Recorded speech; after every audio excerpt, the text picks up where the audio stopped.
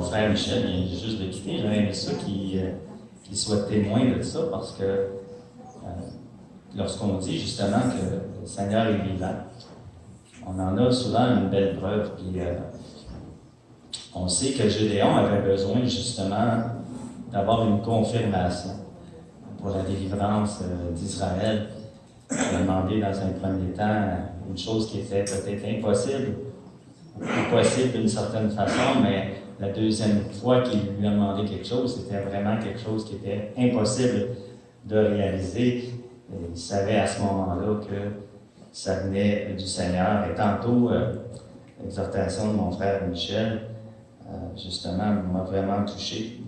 Souvent, en tant que prédicateur, on aime ça apporter ce que le Seigneur nous demande d'apporter, ce que les gens ont besoin d'entendre dans l'instant présent. Et c'est exactement ça ce matin. Quelqu'un peut lire la feuille. Qu'est-ce qui est indiqué en haut? Le titre de mon message. Quelqu'un peut le lire? Dépose-toi. Il faut m'approcher. Je n'ai rien à craindre. Je n'ai rien à craindre.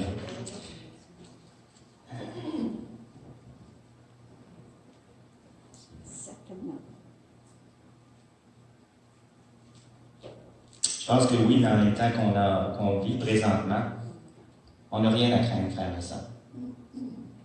On doit se confier dans le Seigneur, dans tout ce qu'on fait. Même si parfois les choses ne vont pas dans les circonstances qu'on aimerait que ça aille, il faut vraiment dépendre totalement de lui. Alors, tournez avec moi dans deux passages qu'on va voir ce matin.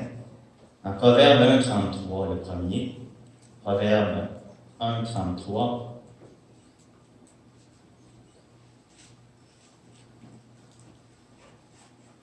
Proverbe 1,33 nous dit « Mais celui qui m'écoute reposera avec assurance, avec confiance. Il vivra tranquille et sans craindre aucun mal. » Deuxième, dans Deutéronome 5, au verset 29. Deutéronome 5, au verset 29. Il est écrit « Oh, s'ils avaient toujours ce même cœur pour me craindre et pour observer tous mes commandements, afin qu'ils fussent heureux à jamais, eux et leurs enfants. »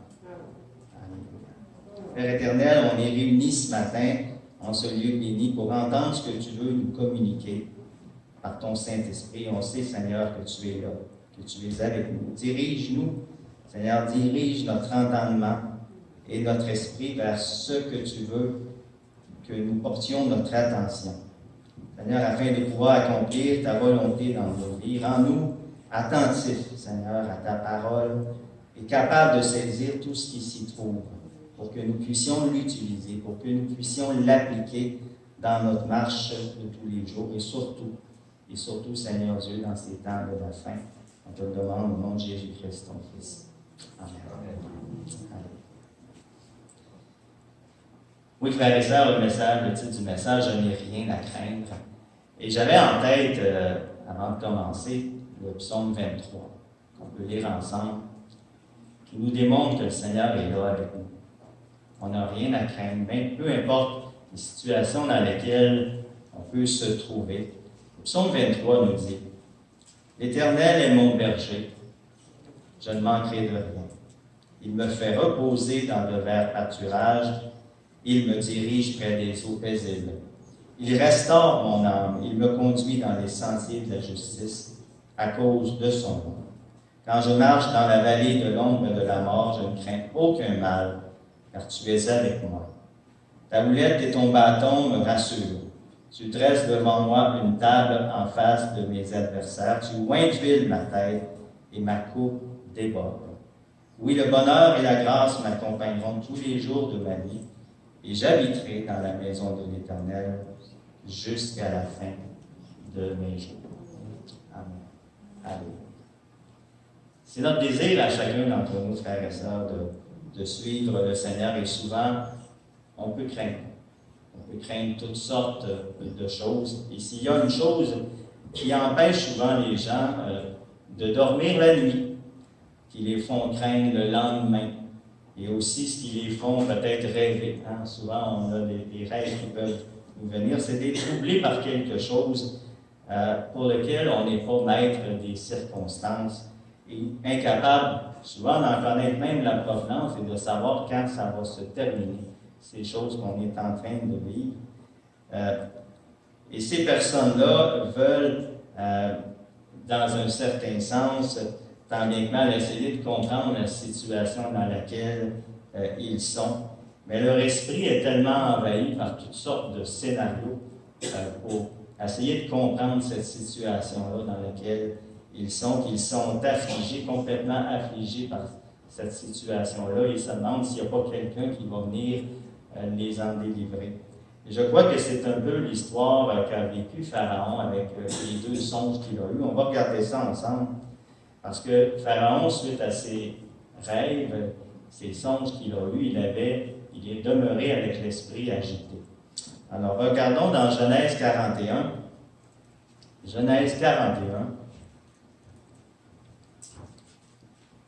On va lire les 8 premiers versets. Genèse 41, 1 à 8. Il est écrit au bout de 2 ans.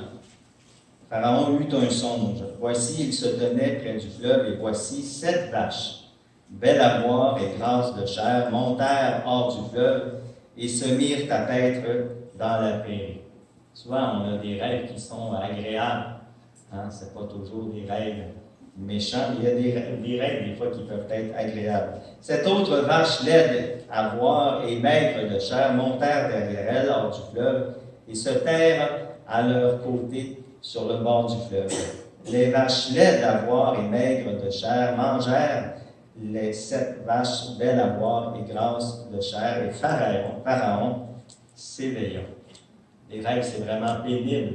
Hein? Qu'est-ce qu'on est en train de vivre? Et on voit aussi, ici que ce qui peut occuper notre esprit peut nous tenir en éveil. Si on est accablé par quelque chose, ça nous empêche de dormir jusqu'à un certain point. Et c'est ce qui s'est passé également pour le roi Assuérus, qu'on peut lire dans Esther 6, le verset 1. On voit que le roi Assuérus avait lui aussi cette difficulté à dormir. Et la parole nous dit que cette nuit-là, le roi ne put pas dormir et il se fit apporter le livre des annales, les chroniques. On les lut devant le roi. Et beaucoup de gens vont vont se trouver un moyen pour se rendormir. Parce qu'on est tenu en éveil, on essaye de se rendormir le plus rapidement possible. Dans le cas du roi Assuérus, il s'est fait lire un livre. D'autres personnes vont essayer d'écouter de la musique. D'autres personnes vont boire quelque chose. D'autres personnes, comme moi, ça m'arrive souvent de me lever la nuit lorsque je suis accablé dans mon esprit par quelque chose. Mais je vais me mettre à écrire tout ce qui me vient à l'esprit pour libérer mon esprit. Et dans le cas de Pharaon, qui se réussit à s'endormir, il fut accablé par un 2e songe. Il était capable de se rendormir complètement, qu'un 2e songe lui est venu. Donc le verset 5, à partir du verset 5, on peut lire « Il se rendormit, il eut un second songe. Voici, 7 épis gras et beaux montèrent sur une même tige, et 7 épis maigres brûlés par le vent d'Orient poussèrent après eux. Les épis maigres engloutirent les 7 épis gras et pleins, et Pharaon s'éveilla. » Voilà le songe. Le matin, Pharaon eut l'esprit agité, et il fit appeler tous les magiciens, tous les sages de l'Égypte. Il leur raconta ses songes, mais personne ne put les expliquer à Pharaon. Et ça, c'est important parce que l'état d'esprit dans lequel il se trouvait, il n'y avait personne qui était en mesure, dans son entourage immédiat, de lui expliquer la nature de ces songes, mais aucune personne n'était capable également de le rassurer dans ce qu'il vivait présentement. Et on voit, nos scientifiques dans le monde également essaient de trouver la cause de ce qui se passe présentement dans le monde avec tous les changements climatiques. On a remarqué qu'il y avait de la neige qui tombait à des endroits qui n'étaient jamais tombés auparavant, des chaleurs torrides qui nous arrivent, la fonte des glaces dans l'Arctique. Il y a plein de choses qui sont en train de se produire présentement et nos scientifiques essaient de donner des explications à toutes ces choses-là. Il y a même eu, je disais, il y avait même une année où il n'y a pas eu d'été à un endroit. Comment est-ce qu'on peut arriver à expliquer ça? Donc, les gens, s'ils sont incapables de trouver une réponse quelconque, vont s'inventer une explication quelconque pour déterminer ces choses. Donc, ce n'est pas étonnant qu'il y ait tellement de personnes anxieuses sur cette terre, parce que les gens essaient toujours de déterminer la cause de quelque chose qui est en train de se produire. Et s'ils n'y arrivent pas, mais ils vont s'inventer toutes sortes de théories. Mais heureusement, frères et sœurs, la parole nous donne, en tant que croyants, des remèdes efficaces contre l'esprit agité. Puis il y en a beaucoup. Il n'y en a pas juste un. Hein? La parole nous dit qu'un cœur joyeux est un bon remède. Hein? On a juste à se tenir dans la présence du Seigneur, à se tenir dans sa parole pour nous monter le moral lorsque les choses ne vont pas bien autour de nous. Mais il y a un verset ce matin que je veux que l'on regarde ensemble, c'est Isaïe 41:10. C'est un verset, parmi tant de versets qu'on connaît tous, un verset important à se souvenir.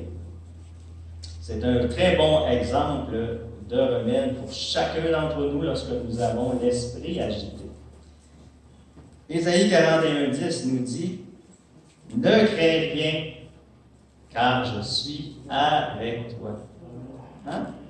C'est ce qu'on a compris ce matin au travers des chants que Nathaniel nous a apportés. Le Seigneur est vivant, il est avec nous.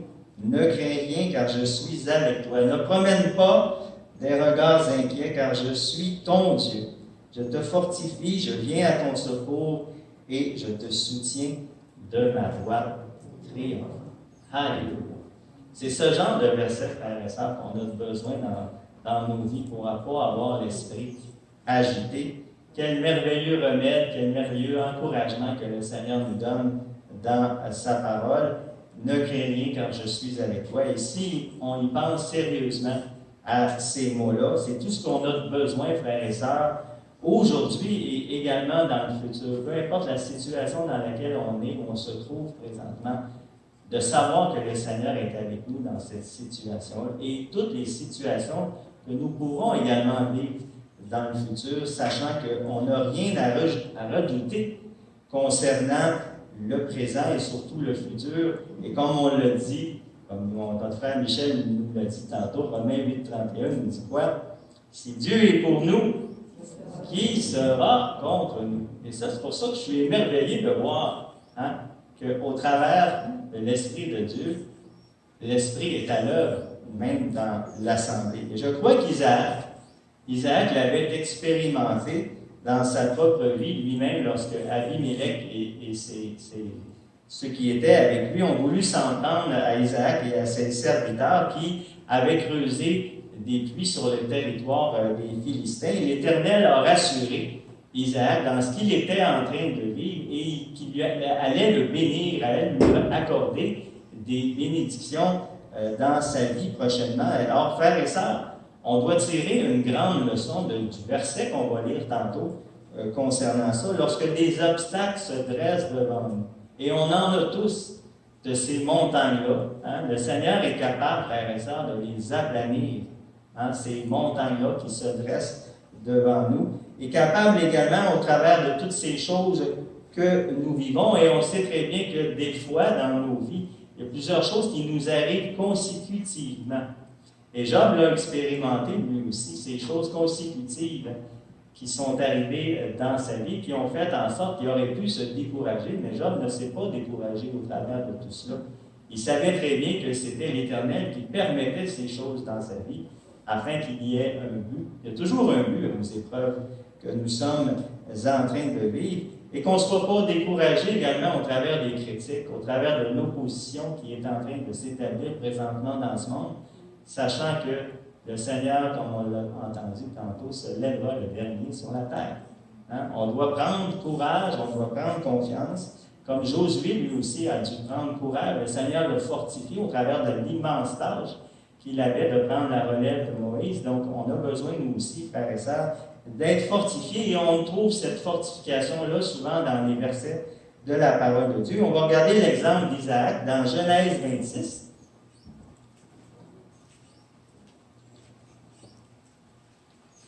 Genèse 26, on va commencer à lire à partir du verset 16.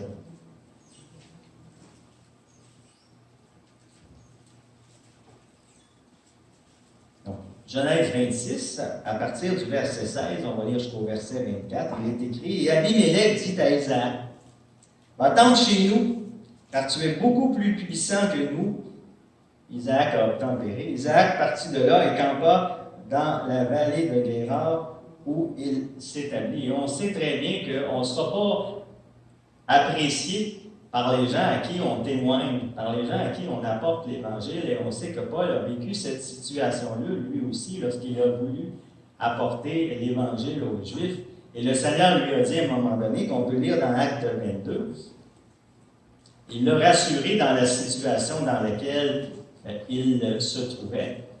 Acte 22, à partir du verset 17.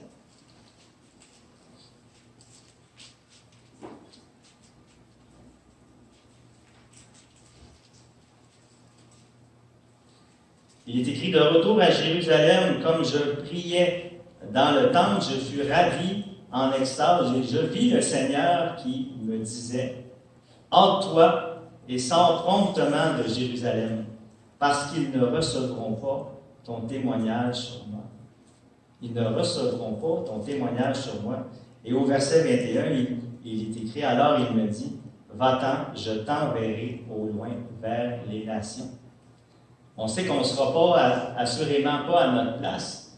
Hein? On voudra nous chasser, probablement, de l'endroit où on est, au travers du témoignage qu'on veut donner à ceux qui nous entourent. Et les gens n'aimeront pas ça. Ils vont certainement nous demander de quitter, de partir les lieux où nous sommes. Alors, si on continue, Isaac creusa de nouveau les puits d'eau qu'avait creusés du temps d'Abraham, son père, et qu'avait comblé les Philistins après la mort d'Abraham. Il leur donna les mêmes noms que son père leur avait donnés. Les serviteurs d'Isaac creusèrent encore dans la vallée, ils trouvèrent un puits d'eau vive. Les bergers de Guérar querellèrent les bergers d'Isaac en disant « L'eau est à nous ».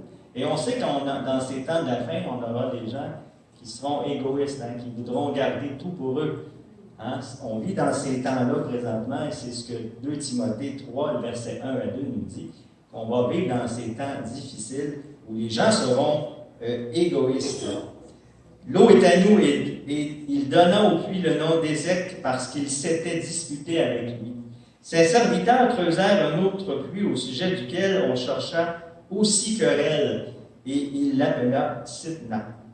Il se transporta de là, encore une fois, changeait d'endroit, et creusa un autre puits pour lequel on ne chercha pas querelle. Le Seigneur a répondu à sa parole, hein, et il l'appela Rehoboth, car il dit, l'Éternel nous a maintenant mis au large, et nous prospérons dans le pays. On voit des fois dans nos vies qu'on vit des situations qui sont fâcheuses, mais le Seigneur va venir, ne nous abandonnera pas dans la situation dans laquelle nous sommes, et il va venir à notre secours. L'Éternel lui apparut dans la nuit et dit, je suis le Dieu d'Abraham, ton père, ne crains point, car je suis avec toi. Je te bénirai et je te multiplierai, je multiplierai ta postérité à cause d'Abraham, mon serviteur. Ce qui est important, frères et sœurs, de souligner ici que le Seigneur n'a pas béni Isaac sur la base qu'il était une bonne personne, meilleure que les autres. Il n'a pas béni Isaac non plus parce qu'il était en plus grand nombre que ses opposants. Il n'a pas béni Isaac non plus et les autres qui étaient avec lui à cause de ses talents de creuseur de puits, hein, parce qu'il en a creusé, puis à chaque fois, il découvrait un nouveau puits ou recreusait les puits qui avaient déjà été faits dans le passé. Mais l'Éternel dit, je te bénirai et je multiplierai ta postérité à cause d'Abraham, le serviteur de Dieu. C'est à cause d'Abraham. Frères et sœurs, n'est-ce pas à cause de notre union avec Christ que nous sommes bénis, que nous sommes gardés, que nous sommes protégés, que nous sommes héritiers de la vie éternelle. C'est à cause de notre union avec le Seigneur. Et la même chose qui s'était passé avec Isaac, c'est à cause de son père Abraham, qu'il avait été béni. Alors pourquoi s'inquiéter, frères et sœurs, nous aussi, du lendemain, alors que Dieu a placé dans sa parole tellement de belles promesses? On en a parlé tantôt dans les chants, des promesses du Seigneur. Et une de ces promesses-là qui nous est faite, elle est dans Romains 8, 32. Regardons ça, Romains 8, le verset 32.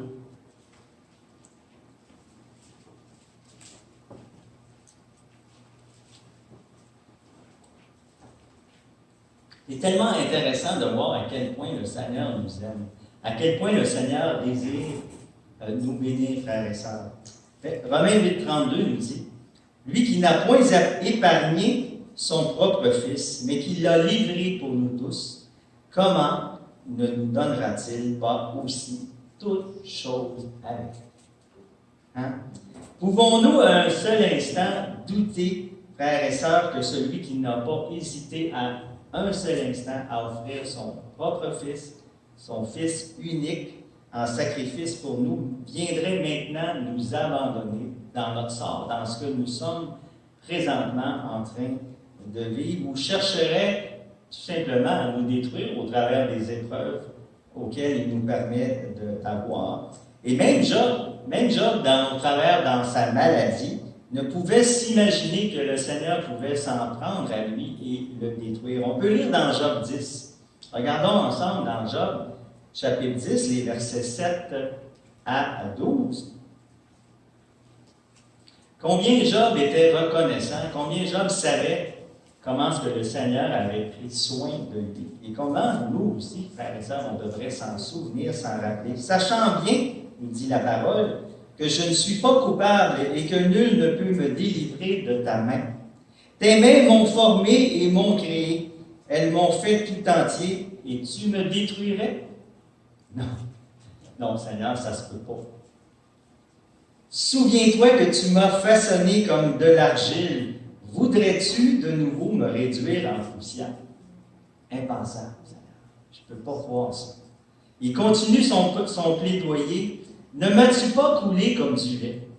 Ne m'as-tu pas caillé comme du fromage? Tu m'as revêtu de peau et de chair. Tu m'as tissé d'os et de nerfs. Tu m'as accordé ta grâce avec la vie. Tu m'as conservé par tes soins sous ta garde. On voit tous les soins que le Seigneur avait apportés à Job et qu'il était capable, frères et sœurs, de réaliser dans sa vie tout ce que l'Éternel avait fait pour lui.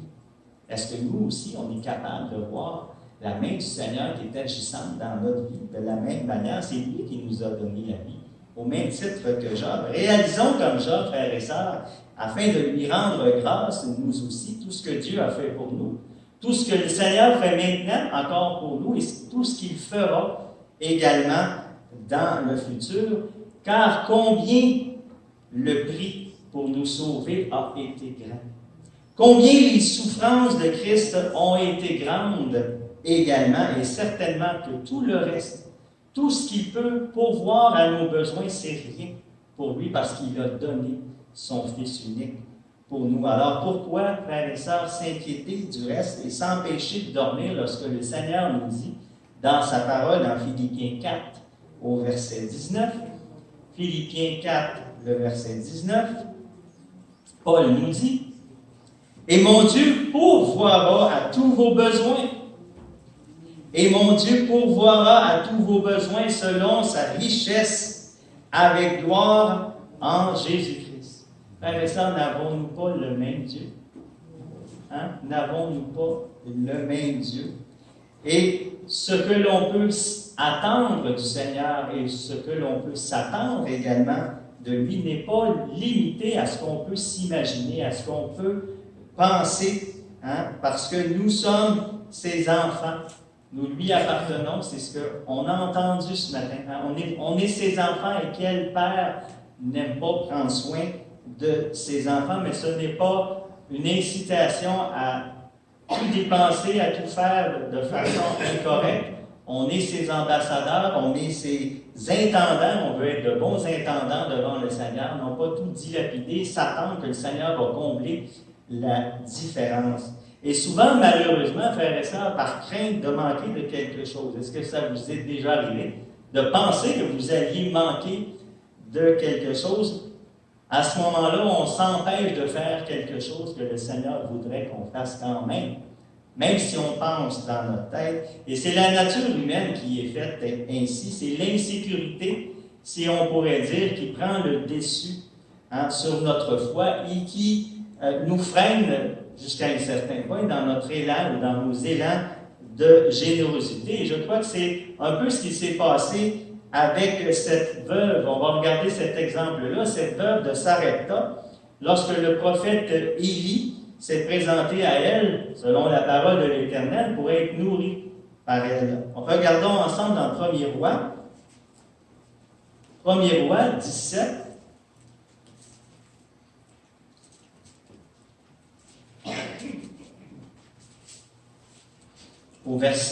En commençant au verset 8. Il est écrit alors, la parole de l'Éternel, lui, en parlant d'Élie, fut adressée en ces mots. Lève-toi, va à Sarepta, va à Sidon et demeure là. Voici, j'y ai ordonné à une femme veuve de te nourrir. Donc, Élie a répondu par la foi. Il se leva et alla à Sarepta. Comme il arrivait à l'entrée de la ville, voici, il y avait là une femme veuve qui ramassait du bois. Il l'appela et dit, va me chercher, je te prie, un peu d'eau dans un vase, afin que je boive. Ici, on pourrait voir un peu cette mise à l'épreuve de la foi, cette première demande qui est faite, c'est voir si on va obéir à ce que le Seigneur nous demande. Elle alla en chercher, nous dit la parole, donc une réponse positive de la femme. Ensuite, le Seigneur peut nous demander quelque chose d'un petit peu plus difficile. Ça va demander plus de foi pour accomplir cette deuxième chose qui nous est demandée. Alors, Élie demande à la femme d'aller lui chercher, nous dit la parole, apporte-moi, je te prie, un morceau de pain dans ta maison. Mais la femme, elle n'avait même pas ça, elle avait une poignée de farine seulement pour répondre à cette demande qui lui était formulée. Et on peut y comprendre, frères et sœurs, que souvent le Seigneur va nous demander quelque chose qui va nous demander de nous abandonner totalement à lui, de faire en sorte que tous nos appuis extérieurs puissent être enlevés et qu'on puisse apprendre à dépendre totalement de lui. Alors au verset 12, on y lit, « L'Éternel, ton Dieu est vivant, répondit la femme, je n'ai rien cuit, je n'ai qu'une poignée de farine dans un pot et un peu d'huile dans une cruche. Et voici, je ramasse 2 morceaux de bois, puis je rentrerai, et je préparerai cela pour moi et pour mon fils. Nous mangerons et après quoi, nous mourrons. » On va manger, puis après ça, j'ai même pas ce qu'il faut, dans le fond, pour te donner ce que tu demandes. Et au lieu de regarder, frères et sœurs, au Seigneur au travers de ce qu'on est en train de vivre, elle regarde à sa situation. Cette dame-là regarde à sa propre situation, aux circonstances et à la fatalité qui va suivre. Si je te donne ce que tu me demandes, c'est terminé pour nous. On va mourir. Et si on mange, nous aussi, on va mourir parce que par la suite, on n'a rien d'autre pour manger. Mais combien, frères et sœurs, d'entre nous agissons de la même manière que cette pauvre femme et au lieu de voir une occasion du Seigneur de faire éclater sa gloire, on regarde plutôt à la façon dont nous-mêmes on peut s'en sortir dans cette situation-là, selon nos propres forces. Et au lieu de donner au Seigneur une opportunité de manifester sa puissance, de manifester sa puissance dans la situation qu'on vit, à ce moment-là, on éteint l'esprit par notre attitude. Et ça fait référence un peu, tantôt, lorsque Lise nous a présenté le résultat de la prière de la foi. Lorsqu'on s'imagine que non, il n'y a plus rien à faire dans la situation qu'on a, non, nous on persévère et on prie sachant très bien que le Seigneur est là, que le Seigneur nous écoute et qu'il va répondre, comme on l'a entendu ce matin, répondre en son temps. Et heureusement, frères et sœurs, qu'il y a des personnes dont La mesure de foi est un petit peu plus grande que les autres et qui vont encourager les autres à persévérer dans la foi. Et on voit qu'Élie a agi un peu de cette façon-là avec cette pauvre veuve. Élie lui dit, dans 1er 17 au verset 13, Élie lui dit, « Ne crains point, rentre, fais comme tu le dis, seulement, prépare-moi d'abord cela un petit gâteau, et tu me l'apporteras, tu feras ensuite pour toi et pour ton fils. » C'est une situation pour elle qui devait être impensable, une situation à laquelle elle ne pourrait jamais répondre. C'est impensable de faire ça, et de faire ça, tu me demandes de te donner un petit gâteau, c'est sûr et certain qu'on va mourir. Mais le fait que le prophète lui demande la priorité dans sa vie, également sur celle de son fils, parce que ce n'est pas juste elle qui risquait de mourir, c'était également son fils. Et le fait que le Seigneur nous demande également la priorité, surtout dans nos vies, peut nous sembler jusqu'à un certain point exagéré. Seigneur, tu ne vas pas me demander ça. Tu sais très bien ce qui va se passer par la suite. Donc, pourtant, il faut se souvenir, frères et sœurs, de ce que le Seigneur nous dit dans sa parole, dans Hébreux 6. Regardons ensemble Hébreux 6, verset 10. Hébreux 6, 10, pour nous encourager au travers de toutes ces situations qui nous sont difficiles à comprendre. Comment est-ce que le Seigneur va pouvoir agir ou nous bénir dans cette situation-là? Hébreux 6, 10 nous dit, « Car Dieu n'est pas injuste. Dieu n'est pas injuste pour oublier votre travail et l'amour que vous avez montré pour son nom, ayant rendu et rendant encore des services aux saints. » Le Seigneur ne nous abandonne pas, frères et sœurs, au travers des situations dans lesquelles nous sommes présentement. Et l'Éternel va donner à la veuve, via son serviteur, une parole qui va tout changer. Une parole qui va être la pierre d'assise sur laquelle elle peut construire sa foi. Et nous aussi, on a eu besoin de ces paroles-là pour justement que notre foi puisse venir au jour, si on pourrait dire. Et on peut le lire dans Nombre 23 au verset 9, que cette parole que le Seigneur va donner à cette dame, ce n'est pas quelque chose qui ne peut pas se réaliser. C'est une chose qui va s'accomplir, qui va se réaliser. Et on doit s'en souvenir, nous aussi, frères et sœurs, au travers des situations que nous vivons. Nombre 23, verset 19 nous dit, « Dieu n'est point un homme pour mentir, ni fils d'un homme pour se repentir. Ce qu'il a dit, ne le fera-t-il pas? Ce qu'il a déclaré, ne l'exécutera-t-il pas? »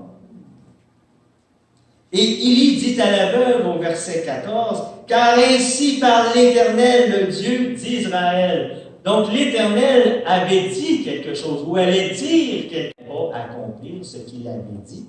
« La farine qui est dans le pot ne manquera point, et l'huile qui est dans la cruche ne diminuera point jusqu'au jour où l'Éternel fera tomber de la pluie sur la face du sol. » Quelle promesse il lui donnait. Et l'Éternel nous donne, frères et sœurs, beaucoup de ce genre de promesses dans sa parole. Ne va-t-il pas les exécuter, ces promesses-là qu'il nous a données à chacun d'entre nous? Et la preuve que cette femme a accepté la promesse que le Seigneur lui avait faite, il est dit au verset 15, « Et elle alla et elle fit selon la parole d'Élie. » Elle avait accepté par la foi la promesse que le Seigneur lui avait faite. Est-ce qu'il y en a parmi vous qui n'ont pas encore accepté cette promesse que le Seigneur nous fait dans sa parole, que tous ceux qui vont croire en lui, qui vont l'accepter dans leur cœur, hériteront la vie éternelle? J'espère qu'il n'y en ait pas parmi vous qui n'ont pas encore fait ce choix sensé. Et le résultat de la foi de cette veuve a été spectaculaire et a mis en évidence la puissance de Dieu pour accomplir ce miracle et tout cela afin que le Seigneur soit glorifié. Au verset 15 et 16 de 1er Roi 17, il est écrit « Et pendant longtemps, Elle eut de quoi manger, elle et sa famille, aussi bien qu'Élie. La farine qui était dans le pot ne manqua point, et l'huile qui était dans la cruche ne diminua point, selon la parole que l'Éternel avait prononcée par Élie. Il a respecté, il a accompli tout ce qu'il avait dit.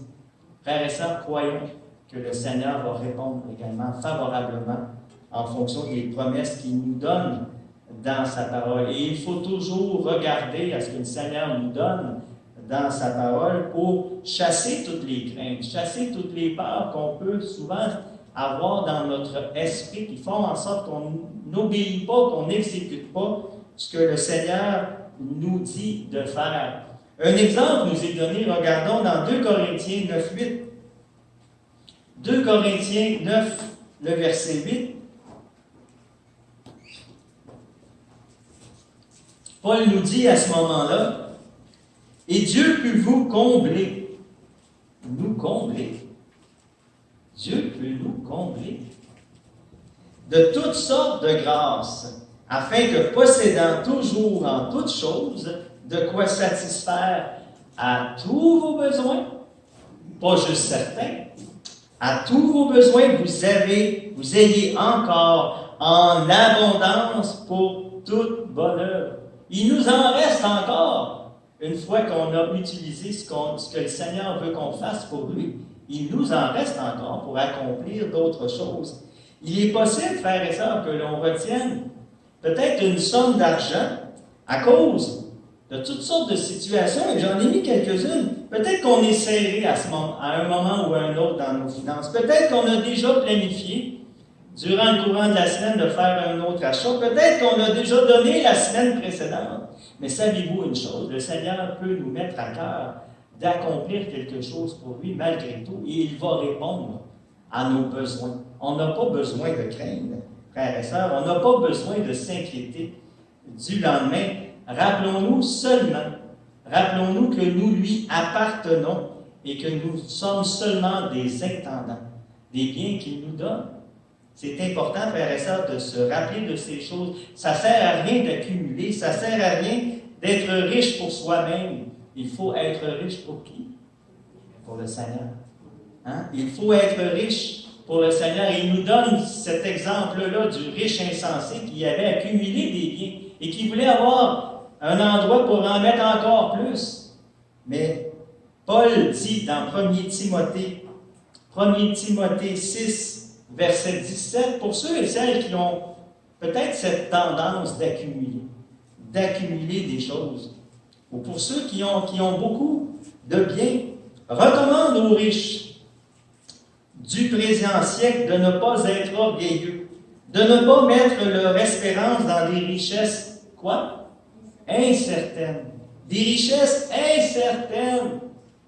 Mais de la mettre en Dieu qui nous donne avec abondance toutes choses pour que nous en jouissions.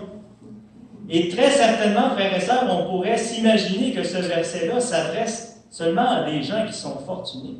Mais savez-vous une chose, lorsqu'on possède seulement certains biens, on peut s'attacher à ces biens-là, peut-être plus fortement encore qu'une personne qui vit dans l'abondance, qui a beaucoup de biens. Notre espérance, frères et sœurs, devrait résider dans le Seigneur qui a le pouvoir de nous donner tout avec abondance pour qu'on puisse vivre. Hein? Nous devons donc cesser de craindre le lendemain et continuer de servir le Seigneur sur ce qu'il nous demande de faire. Et Paul continue en disant au verset 18, « Recommande-leur de faire certaines choses, hein, de faire du bien, d'être riche en bonnes œuvres, d'avoir de la libéralité, de la générosité. » Et ces recommandations, frères et sœurs, s'appliquent également à nous. Hein? S'appliquent également à nous. De faire du bien de nos journées, d'être riche en bonnes œuvres, d'avoir de la libéralité, de la générosité, c'est des choses qui nous sont demandées également à nous. Et le Seigneur va assurément nous donner des occasions pour les mettre en pratique, ces choses. Il va nous donner tout ce qu'on a de besoin pour les mettre en pratique. Il faut être ouvert à ce que nous entendons lorsque l'Esprit nous parle, lorsque l'Esprit nous met à cœur de faire certaines choses. Nous devrions nous efforcer, frères et sœurs, de les faire.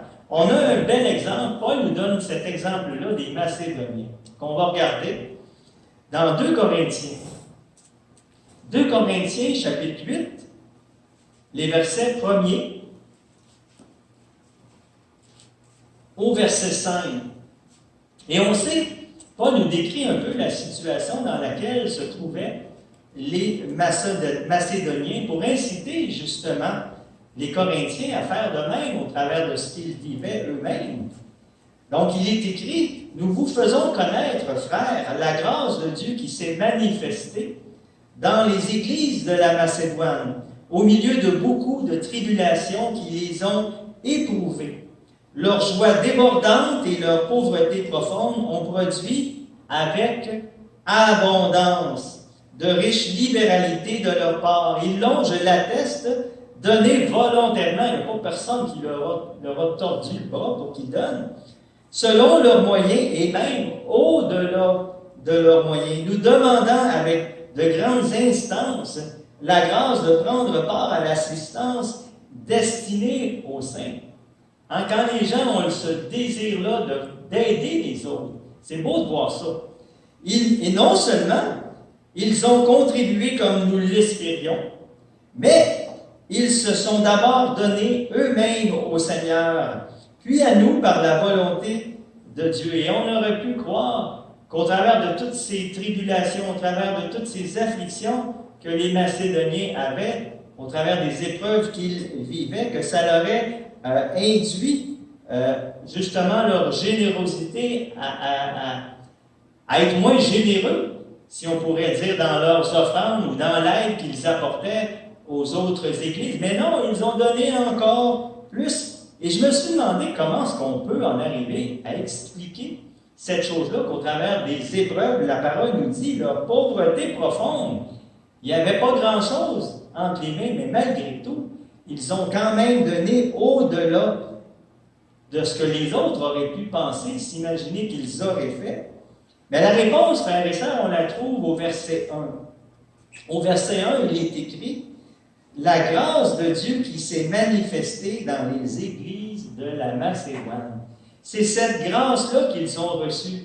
C'est le Seigneur Jésus-Christ qu'ils ont reçu qui fait en sorte que leur cœur a été changé. Qu'ils ont été transformés, qu'ils ont été capables également par la suite de faire ces choses que peut-être d'autres n'auraient pas été capables de faire. Et rappelons-nous ce verset dans Philippiens 4, 13. Philippiens 4, verset 13.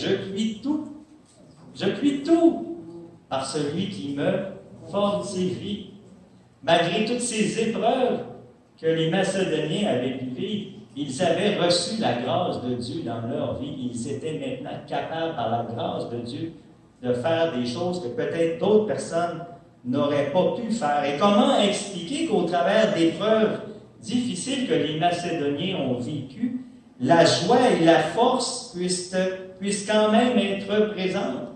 Et on peut y trouver 2 réponses à cela dans la parole de Dieu. Et la première, on la retrouve dans Jacques.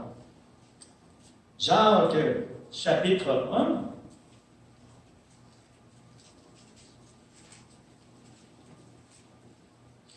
Versets 2 et 3. Donc, il nous donne une certaine explication comment est-ce qu'au travers des épreuves qu'on peut vivre, on peut quand même arriver à faire des choses que d'autres personnes n'auraient pas pu faire. Mais frères, regardez comme un sujet de joie complète les diverses épreuves auxquelles vous pouvez être exposés, sachant que l'épreuve de votre foi produit la patience. C'est beau de voir, de comprendre, d'avoir cette attitude que lorsque des épreuves se présentent dans nos vies, nous savons qu'il y a un but à cela, que le Seigneur veut nous mettre au test dans nos vies pour que justement on puisse développer cette endurance, cette patience dans nos vies. Et l'autre, on la retrouve dans 2 Corinthiens 12, le verset 9. 2 Corinthiens 12, le verset 9, c'est Paul qui, au travers de son épreuve lui-même, a découvert peut-être quelque chose que nous aussi, frères et sœurs, nous avons découvert. Au travers des épreuves que nous vivons à chaque jour, il lui a dit, « ma grâce te suffit. Ma grâce te suffit, car ma puissance s'accomplit dans la faiblesse. C'est au travers de cette difficulté que les Macédoniens avaient vécu, au travers de cette épreuve-là, qu'ils ont réalisé, peut-être eux aussi, que la puissance de Dieu va s'accomplir dans nos vies au travers de ce que nous sommes en train de vivre. Et, frères et sœurs, que la grâce, croyons également que la grâce du Seigneur est suffisante pour chacun d'entre nous au travers des situations que nous vivons présentement ou que nous serons appelés à vivre dans le futur. Et on sait que même si on se sent faible dans certaines situations de nos vies, on peut nous aussi, au travers de la prière, s'approcher du Seigneur selon ce que nous dit Hébreux 4. Hébreux 4, le verset 16, qui nous dit « Approchons-nous donc avec assurance, avec confiance du trône de la grâce de Dieu afin d'obtenir miséricorde et de trouver grâce pour être secourus. » Comment? Dans nos besoins. Hein? On en a tous des besoins. C'est un privilège d'être enfant de Dieu, de savoir que le Seigneur nous écoute, nous entend, qu'il a le désir de répondre aux besoins de ses enfants. Et profitons-en également pour dire au Seigneur tout ce qui nous trouble, tout ce qui nous affecte dans nos pensées, afin justement d'en être déchargés.